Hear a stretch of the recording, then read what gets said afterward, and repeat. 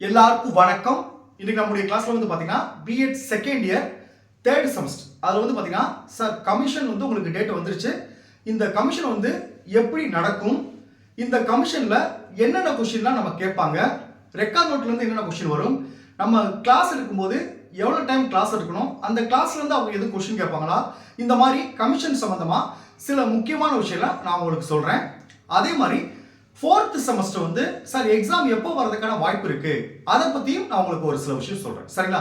இதெல்லாம் சொல்றதுக்கு முன்னாடி நம்முடைய கிளாஸ்ல, அதாவது ஃபோர்த் செமஸ்டர் கிளாஸ்ல நம்முடைய கிளாஸ்ல ஜாயின் பண்ண விருப்பப்படுறவங்க என்னுடைய மொபைல் நம்பர் 9159084262 இந்த நம்பருக்கு நீங்க கால் பண்ணுங்க.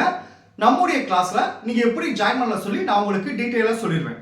அதே மாதிரி புதுசா ஜாயின் பண்ணவங்களுக்கும் நான் இதுவரைக்கும் நடந்த அந்த பழைய நோட்ஸ் எல்லாமே நான் உங்களுக்கு டீடைலா அனுப்பிச்சிடுவேன். ஸோ ஜாயின் பண்ண விருப்பப்படுறவங்க என்னுடைய மொபைல் நம்பருக்கு கால் பண்ணி டீட்டெயிலாக கேட்டு அதுக்கு பிறகு நம்ம கிளாஸில் ஜாயின் பண்ணிக்கலாம். ஓகே, இப்போ கமிஷன் பார்த்தீங்கன்னா உங்களுக்கு தெரியும், நமக்கு வந்து 2 நாள் நடைபெறும். சரிங்களா? முதல் நாள் என்னென்ன நடக்கும், அதே மாதிரி இரண்டாவது நாள் என்ன நடக்கும், அதை பற்றி நான் ஃபர்ஸ்ட் சொல்லிடுறேன். இப்போ பாருங்க, டே 1 ஃபர்ஸ்ட் நாள் என்ன நடக்கும் அப்படி பார்த்தீங்கன்னா, ஃபர்ஸ்ட் நாள் வந்து கிளாஸ் எடுக்க சொல்லுவாங்க. சரிங்களா? இரண்டாவது நாள் வந்து ரெக்கார்ட் நோட் செக் பண்ணுவாங்க, அடுத்து டீச்சிங் எடுத்து செக் பண்ணுவாங்க. இது ரெண்டாவது நாள். இது வந்து ஒவ்வொரு காலேஜ்ல மாறும், ஒரு சில காலேஜ்ல மாறும். என்ன மாறும்னா, முதல் நாள் வந்து ரெக்கார்ட் நோட் டீச்சிங் எடுத்து செக் பண்ணுவாங்க, ரெண்டாவது நாள் வந்து கிளாஸ் எடுத்து சொல்லுவாங்க.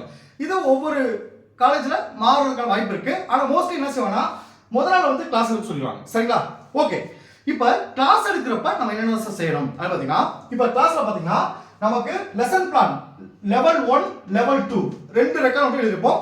ஒவ்வொரு லெவல்லையும் 25 லெசன் பிளான் இருக்கும். ஒரு சில காலேஜ்ல 30 லெசன் பிளான் வச்சிருப்பாங்க. இப்போ பாருங்க, லெவல் 1ல அந்த 25 லெசன் பிளான்ல நம்ம ஏதாவது நம்ம கிளாஸ் எடுக்க போறத ஒரு லெசன் பிளான் செலக்ட் பண்ணிக்கணும். அந்த 25ல அவங்க வந்து தான் ஏதாவது செலக்ட் பண்ண அப்படிலாம் கிடையாது. அந்த 25ல நம்ம செலக்ட் பண்ணிக்கலாம். நமக்கு எது கம்ஃபர்டபுளா இருக்கு, எந்த லெசன் நம்ம கிளாஸ் எடுத்தா நம்ம நல்லா எடுக்க முடியும் அப்படின்றத செலக்ட் பண்ணி வச்சுக்கோங்க. அதாவது லெவல் 1க்கு ஒன்னு செலக்ட் பண்ணி வச்சுக்கோங்க, லெவல் 2க்கு ஒன்னு செலக்ட் பண்ணி வச்சுக்கோங்க. இப்போ வர்றவங்க வந்து லெவல் 1 எடுக்க சொல்லுவாங்க, இல்லைன்னா லெவல் 2 எடு அப்படின்னு சொல்லுவாங்க. சரிங்களா? ஸோ நம்ம ரெண்டுக்குமே தயாரா இருந்துக்கணும். ஆனா மோஸ்ட்லி பாத்தீங்கன்னா நம்மளுடைய சாய்ஸ் தான். நம்ம வந்து நீங்க லெவல் 1 லெவல் 2 எதுனாலும் ஒன்று எடுத்துக்கங்க அப்படின்னு சொல்லுவாங்க. ஒரு சில பேர் கொஞ்சம் ஸ்ட்ரிக்டா வந்துட்டாங்கன்னா, இல்ல நீங்க லெவல் 1 எடுங்க, இல்ல லெவல் 2 எடுங்க அப்படின்னு சொல்லுவாங்க. இப்போ பாத்தீங்கன்னா லெவல் 1ல ஒன்று செலக்ட் பண்ணிட்டு, அந்த லெவல் 1 செலக்ட் பண்ண பாத்தீங்கன்னா அதுல 2 காப்பி, நல்லா கவனிச்சுங்க, 2 காப்பி வந்து A4 சீட்ல எழுதி அதை ஸ்டிக் ஃபைல்ல ஃபைல் பண்ணிக்கணும் லெவல் 1க்கு. அதே மாதிரி லெவல் 2க்கும் ஒரு லெசன் கிளாஸ் செலக்ட் பண்ணுங்க பாத்தீங்களா, அதுலயும் நம்ம 2 காப்பி எழுதி A4 சீட்ல ஸ்டிக் ஃபைல்ல ஃபைல் பண்ணி வச்சுக்கணும். சரிங்களா? இப்போ ஒரு சில காலேஜ்ல இதுக்கு தனியாவே ரெக்கார்ட் கொடுத்துருக்காங்க. அதாவது அந்த டீச்சிங் காம்பிடன்சி லெவல் 1 லெவல் 2 கொடுத்துருப்பாங்க. ஒரு சில காலேஜ்ல ரெக்கார்டே கொடுத்துறாங்க, அதுல நம்ம எழுதிக்கலாம். ஒரு சில காலேஜ்ல மோஸ்ட்லி அந்த அதுக்கு ரெக்கார்ட் சில காலேஜ்ல கொடுக்கல. அதுல வந்து என்ன சொன்னா, நம்ம A4 சீட்ல லெவல் 1க்கு 2 காப்பி, லெவல் 2க்கு 2 காப்பி எடுத்துக்கணும். நல்லா வச்சுக்கோங்க. சரிங்களா? இப்போ லெவல் 1 எடுக்க சொல்றாங்க அப்படி பாத்தீங்கன்னா, நம்ம கிளாஸ்ல வந்து லெவல் 1 எடுக்க சொல்றாங்கன்னா அந்த 2 காப்பில ஒரு காப்பி நம்ம வச்சுக்கணும், ஒரு காப்பி நம்ம அந்த கமிஷனுக்கு வர பாத்தீங்கன்னா அவர் கையில கொடுத்துடணும். ஸோ ஒரு காப்பி முன்னாடி வந்து தான் அந்த ஒரு காப்பி வச்சு தான் நம்ம கிளாஸ் எடுக்கிறோம். சரிங்களா? இப்போ உங்களுக்கு புரிஞ்சுச்சா? இதுதான் நடக்கும். Right sir. இந்த கிளாஸ் எடுக்கிறப்ப நம்ம என்ன தவற பண்ணக்கூடாது அப்படி பாத்தீங்கன்னா, இப்போ கிளாஸ் எடுத்துட்டு இருக்கும் போதே நம்ம நின்றுடக்கூடாது, ஸ்டக்காக நின்றக்கூடாது. அடுத்து என்ன நம்ம கிளாஸ் இருக்கணும் அப்படின்னு சொல்லி தெரியாம நின்றக்கூடாது. அப்படி தெரியாம நின்றோம்னா இவங்க ஸ்கூல் டீச்சிங் ப்ராக்டிஸ் போகல அப்படின்னு முடிவு பண்ணிடுவாங்க. ஏன்னா நம்ம 80 நாள் ப்ராக்டிஸ் பண்ணுவோம். ஸோ இது கூட ஒரு கிளாஸ் ஒரு 10 நிமிஷம் ஒரு 15 நிமிஷம் கூட அவ்வளோ கிளாஸ் எடுக்க முடியல அப்படின்னா நமக்கு மார்க் ரொம்ப குறைச்சிருவாங்க. ஸோ நீங்க கிளாஸை ஸ்டார்ட் பண்ணிட்டீங்கன்னா அந்த கமிஷன் வராங்க பார்த்தீங்களா, அவங்க போதுன்னு சொல்ற வரைக்கும் நீங்க கண்டினியூஸா கிளாஸ் எடுத்துக்கிட்டே இருக்கணும். சரிங்களா? இப்போ இந்த கிளாஸ் எடுக்கிறப்ப நம்ம நல்லா கவனிச்சுங்க, லெவல் 1க்கும் நம்ம டீச்சிங் எய்டு ரெடி பண்ணணும், லெவல் 2க்கும் நம்ம டீச்சிங் எய்டு ரெடி பண்ணணும். இப்போ அந்த 2 டீச்சிங் எய்டை கொண்டு தான் நம்ம உள்ள அவர் கிளாஸுக்கு உள்ள வரோம். சரிங்களா? அவர் லெவல் 1 எடுக்க சொன்னா அந்த லெவல் 1 2 காப்பி எழுதிருப்போம், அதையும் அந்த டீச்சிங் எய்டு நம்ம எடுத்துக்கணும். இல்ல லெவல் 2 எடுக்க சொன்னா அந்த லெசன் பிளானும் அந்த லெவல் 2க்கு என்னென்ன டீச்சிங் எய்டு பண்ணோம் அதையும் நம்ம எடுத்துக்கணும். சரிங்களா? ஸோ ரெண்டுக்குமே டீச்சிங் எய்டு பண்ணணும். சார் கிளாஸ் எடுக்க போகும்போது என்னென்ன டீச்சிங் எய்டு நம்ம கையில் இருக்கணும் அப்படின்றத நான் அந்த கமிஷன் சம்பந்தமா ஆல்ரெடி 15-20 வீடியோ நான் அப்லோட் பண்ணியிருக்கேன். அது எப்படி பார்க்கணும் அப்படின்னு பார்த்தீங்கன்னா, நம்முடைய சேனல்ல போய் பிளேலிஸ்ட்ல போய் பார்த்தீங்கன்னா B Ed second year third semester commission ஒர்க்னு சொல்லி ஒரு 15-20 வீடியோ கொடுத்துருப்பேன்.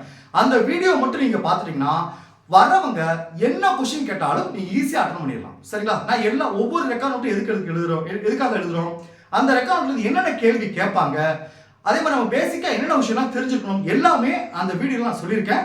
அந்த வீடியோ வந்து நம்முடைய சேனல்ல பிளேலிஸ்ட்ல போய் பார்த்தீங்கன்னா நான் B Ed second year third semester கமிஷன்லேயே கொடுத்துருப்பேன். ஸோ எல்லா வீடியோ நீங்கள் பார்த்துட்டீங்கன்னா அவங்க என்ன கொஸ்டின் கேட்டாலும் நீங்கள் ஈஸியாக அட்டன் பண்ணிடலாம். சரிங்களா? ஸோ நமக்கு முதல் நாள் வந்து இதுதான் நடக்கும். சரி சார், கிளாஸ் எவ்வளோ நேரம் எடுக்கணும் சார் பார்த்தீங்கன்னா கிளாஸ் வந்து அதிகபட்சம் 10 நிமிஷம் தான் இருக்கும் ஒரு ஸ்டூடெண்ட்டுக்கு. சரிங்களா? அதிகபட்சம் 10 நிமிஷம். ஒரு சில ஸ்டூடெண்ட்ஸ் 5 நிமிஷம் அனுப்பிச்சுட்ருவாங்க. நீங்கள் எப்படி எடுக்கிற ஸ்டைல பார்த்தாவே ஓகே நல்லா எடுக்கிறான்னு சொன்னால் சீக்கிரம் அனுப்பிச்சுவாங்க. ஸோ அதிகபட்சம் பார்த்தீங்கன்னா நமக்கு 10 நிமிஷம் இருக்கும். ரொம்ப ஸ்ட்ரிக்டாக வந்துட்டாங்க அப்படின்னா ஒரு 15 நிமிஷம் இருக்கும். அதுக்கு மேலே கிளாஸ் ஒரு ஆளுக்கு போகாது. ஸோ நீங்கள் வந்து ஒரு கிளாஸ் வந்து 15 நிமிஷம் எடுக்கிற மாதிரி தயார் பண்ணிக்கோங்க. சரிங்களா? ஸோ இதுதான் டே 1. அடுத்த டே 2 பாருங்க, ரெக்கார்ட் நோட்டு. இப்போ பார்த்தீங்கன்னா ரெக்கார்ட் நோட் செக் பண்ணுறப்ப டேரெக்டாக நம்ம வந்து எடுத்த உடனே ரெக்கார்ட் நோட் செக் பண்ண மாட்டாங்க. ஃபர்ஸ்ட் நீங்கள் எந்த ஸ்கூலுக்கு ட்ரைனிங் போனீங்க, உங்கள் கைட் டீச்சர் நேம் என்ன, அந்த ஸ்கூல் நேம் என்ன, அந்த ஸ்கூலுடைய கெச்சம் பேர் என்ன, எல்லாமே ஃபர்ஸ்ட் இந்த பேசிக்கான விஷயத்தெல்லாம் கேட்பாங்க. நீங்கள் எவ்வளோ நாள் ட்ரைனிங் போனீங்க, உங்களுக்கு அப்சர்வேஷன் கிளாஸ் எவ்வளோ நாள் நடந்துச்சு, இதெல்லாம் ஃபர்ஸ்ட் கேட்டுட்டு தான் இதுக்கெல்லாம் நீங்கள் கரெக்டாக ஆன்சர் சொல்லிட்டாவே அவங்க என்ன சொல்லுவாங்கன்னா இவங்க கரெக்டாக ஸ்கூல் ட்ரைனிங் போயிருக்காங்க அப்படின்னு முடிவு பண்ணிடுவாங்க. நமக்கு ரெக்கார்ட் நோட்டில் வந்து கொஸ்டின் கம்மியாக இருக்கும்.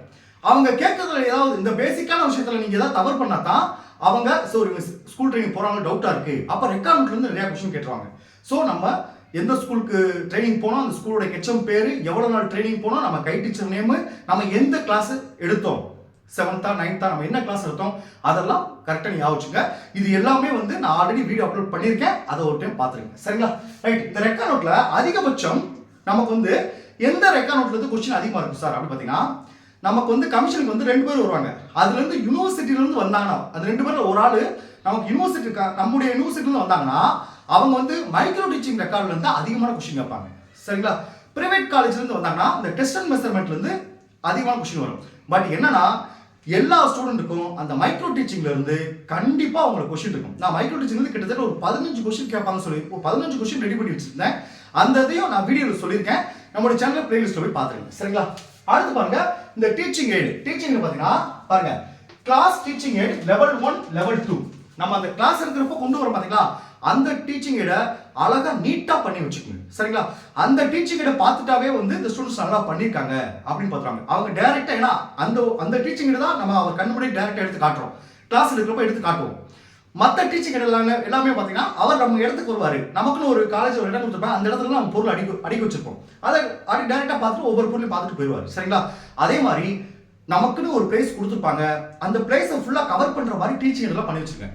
சார் டீச்சிங் எய்டெல்லாம் பார்த்தீங்கன்னா நம்ம மேஜருக்கு உங்களுடைய ஒவ்வொரு ஸ்டூடெண்ட் அவங்க மேஜருக்கு என்னென்ன டீச்சிங் எய்டெல்லாம் கிடைக்குதோ அதெல்லாம் தாராளமாக கொண்டு வந்துடலாம். நம்ம கிளாஸ் எடுக்கிறதுக்கு மட்டும் தான் கொண்டு வரணும் அப்படிலாம் கிடையாது. உங்கள் சப்ஜெக்ட் சம்மந்தமாக என்ன டீச்சிங் எய்டு கொண்டு வந்தாலும் நீங்கள் அழகாக அடுக்கி வச்சிடலாம். சரிங்களா? ஸோ கமிஷனை பற்றி ரொம்ப பயப்பட வேண்டிய அவசியமே இல்லை. நம்ம கிளாஸ் மட்டும் எடுக்கிறப்ப ஸ்டக்காக அதாவது பாதியில் நிற்காமல் ஃபுல்லாக எடுத்துட்டோம்னா பிரச்சனை கிடையாது. அதே மாதிரி ரெக்கார்ட் நோட்லையும் அவங்க கேட்குற கொஸ்டின் மோஸ்ட்லி ஆன்சர் பண்ணிட்டாவே போதும், நமக்கு நல்ல மார்க் கிடைச்சிடும். கிளாஸ் இருக்கும்போது பாதியில் நின்றக்கூடாது. அதே மாதிரி நம்ம ரெக்கார்ட் நோட்ல நம்ம கையெழுத்து மாறி மாறி இருக்கக்கூடாது, ஒரே ஹேண்ட் ரைட்டிங்காக இருக்கணும் எல்லா ரெக்கார்ட் நோட்லையும். இது இருந்தாலே நமக்கு வந்து எந்த பிரச்சனை கிடையாது. சரிங்களா? நான் அடுத்த கிளாஸில் கமிஷனை பற்றி இன்னும் ஒரு சில விஷயம் நான் உங்களுக்கு சொல்கிறேன். Okay, thank you students. நம்ம அடுத்த கிளாஸில் பார்ப்போம்.